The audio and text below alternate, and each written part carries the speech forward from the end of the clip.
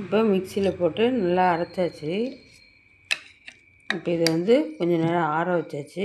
ஆற வச்சதும் எடுத்து பேக் பண்ணிட வேண்டியதான். இது சாப்பாட்டுக்கு நல்லாயிருக்கும். சூடான சாப்பாட்டுக்கு போட்டு பிசைஞ்சு சாப்பிடலாம். ரசம் சாதத்துக்கு சூப்பராக இருக்கும். இட்லி, தோசை, சப்பாத்தி எல்லாத்துக்குமே இது ரொம்ப ஹெல்த்தியாக இருக்கும். ஆனால் இதில் தண்ணியே ஊற்றக்கூடாது.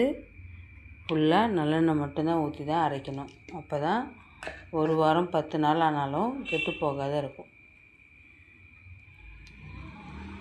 நீங்கள் குழந்தைங்களுக்கு பசி எடுக்கிறதுக்கு கண்டதை வாங்கி கொடுக்கறதுக்கு பதிலாக இந்த மாதிரி செஞ்சு கொடுத்தீங்கன்னாலாம் இயற்கையாகவே பசி எடுக்கும். பசங்க ரொம்ப ஆரோக்கியமாக இருப்பாங்க. இந்த கை கால் வலி, முட்டி வலி, இந்த ஸ்போர்ட்ஸில் இருக்கவங்களுக்கெல்லாம் ஒர்க் அவுட் பண்ண சொல்ல பெயின் இருக்கும். அந்த பெயின் எல்லாம் இது ரிலீஃப் பண்ணிடும்.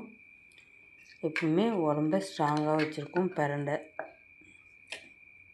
கொஞ்சம் அளவாக சாப்பிட்ணும். எதுவுமே 1 ஸ்பூன் 2 ஸ்பூன் சாப்பிட்டிங்கன்னா எந்த சைடு எஃபெக்ட்டும் கிடையாது. அளவாக சாப்பிட்டா ஆரோக்கியம்தான். இந்த வீடியோ பிடிச்சிருந்தா லைக் பண்ணுங்கள், ஷேர் பண்ணுங்கள். மறக்காத இந்தியன் பாப்பா சமையலுக்கு சப்ஸ்கிரைப் பண்ணுங்கள். ஆரோக்கியத்தை மீட்டெடுப்போம்.